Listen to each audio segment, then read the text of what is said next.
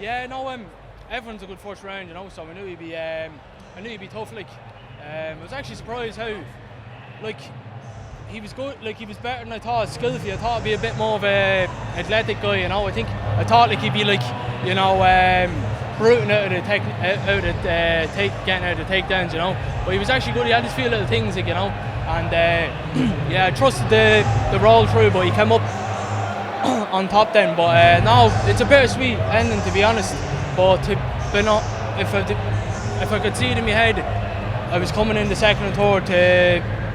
I really felt that was his best round, you know. I felt I was crowding him with the stand up. He couldn't get his shots going, and yeah, that was the plan, you know. And as you see, yeah, that's the way my fights go, you know.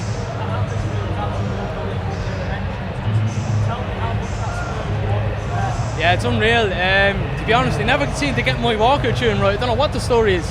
But so look, that's always the way with me, and maybe they weren't listening or whatever. But yeah, the crowd is unbelievable. It's as far as I know, I sell the most tickets anyway, and basically the whole of Drogheda here. If you see some of the photos, the amount of people that's coming up to support me from my hometown, it's unbelievable.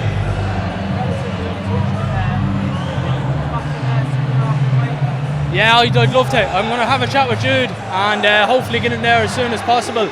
I do need a week off after this though. I felt yeah, I need a week off, you know. I just need to, you know, decompress. I basically just kept training over the Christmas and because I got this fight announced, so I'm looking forward to getting fat now, you know, for a week.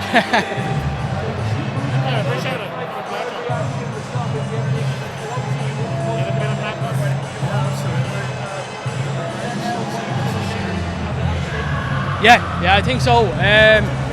You know, I always bring the most crowd, sell the most tickets for them. I've proved that. Yeah, I'm 5-0 now. You know, look, as I said, the win is bittersweet. If I had him in there and dominated the first round, the win would have been, But it's look, it's a win, and win is a win. And yeah, but I do definitely feel the second and third round I was coming out, putting the pressure on him. So yeah.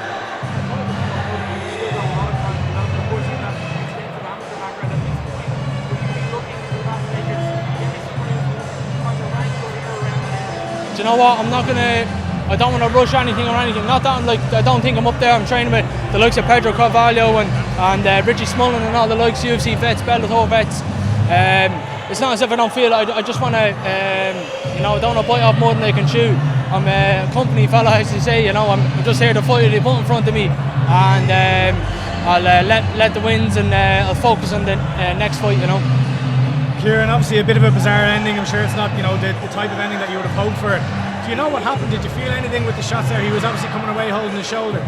I think on the Kimura, he was really fell in love with it. You know, he was really going for it. And it's actually something I learned recently. Now, I don't know if it was something that I was doing, but when they do have that pressure, I climbed towards that head, and I don't know what happened. Whatever, my pressure or whatever, he was really trying to go for it. I don't know what actually happened, but like when I seen him like shaking his head and that, I was like, right, there's something going on here. Like, you know, like, he's on the big stage, we're all on the big stage, we're all going to fight to the end. And I seen, I was like, there's something going on here. And anyway, that was a mental edge anyway getting into the second, but then obviously it stopped. And after I seen it was a good 2 inches down. It was fully out. Like, what were you thinking as they waved it off? Like, were you disappointed that it ended that way, or were you happy that you just got the win? Yeah, no, I'm definitely disappointed how it ended. You know, I'm delighted to get the win, all right, but as I said there, like if Adam didn't just dominate the first round, look, I know you can't go in there and you know, win every second. It's a fight, but look, it's a bittersweet ending. I got the win anyway, and I'm happy with how the week went, how my training went, how I felt, and I'm yeah, happy with the win. You came through adversity in your last fight versus Jordan Barton. You know, we spoke about the changes that you were implementing. You came out there, and while you were going for the takedown, he seemed to be landing some nice elbows and caught you with some nice shots on the feet. Did you feel like you were struggling at any point in the fight there? No. On the ground, like, he was tricky enough, like, you know. But like, I was a step ahead of him, you know. I felt like I knew his next move, you know. I knew to block the hook when he was going for the choke. I wasn't on, and I took confidence from that round, if that makes sense. As we all know, everyone has a good first round and has a round in them, and I took a lot from that round, you know. So but no, not in danger. I knew definitely the second round he'd know I'd crowd his punches, and I know I'd be able to get inside better. But yeah. I know this kind of comes up every time you fight, but you know, Drogheda generally hasn't been in the good news stories as of late. What does it mean to you to go out there with such a massive amount of support from your hometown and represent, as you know, as a shining example of what Drogheda can produce?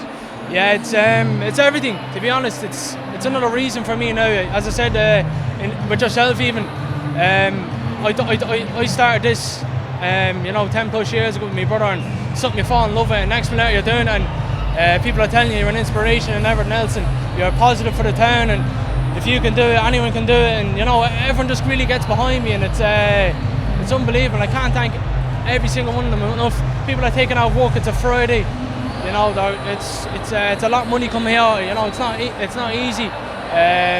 It's unreal. All my sponsors looking after me, all local, so it's. And your brother Daryl was in the cage with you. He's always there every step of the way with you. What's that bond like? Experiencing this with your brother side by side.